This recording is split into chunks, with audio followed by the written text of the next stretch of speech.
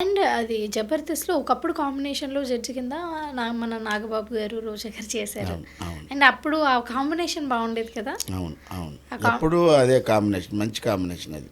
హ్మ్. నాగబాబు గారు, రోజా మేడం గారు మంచి కాంబినేషను. హ్మ్. ఆహ్, దాని తర్వాత ఏంటంటే ఇంకా కొన్ని కారణాల వల్ల మేడం గారు మినిస్టర్ అయిన తర్వాత మానేయాల్సిన పరిస్థితి వచ్చింది. హ్మ్. మేడం గారి కన్నా ముందు నాగబాబు గారు కూడా మానేశారు.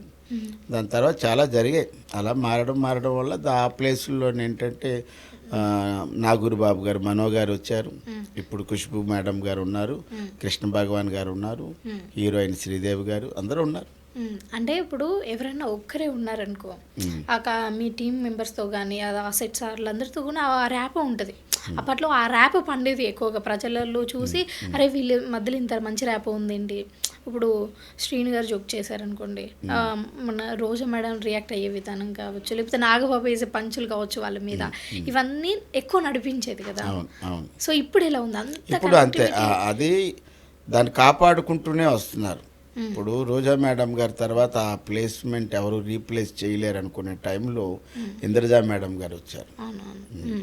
ఆవిడ అందరినీ ఆకట్టుకున్నారు. అందరినీ బాగా ప్రేమించారు. జబర్దస్త్లో హ్మ్. ఉన్నటువంటి ఒక సాధారణ కంటెస్టెంట్ నుంచి టీమ్ లీడర్ వరకు కూడా అందరినీ ఆవిడ హ్మ్. అభిమానించారు. మేము కూడా అంతే గౌరవించాం.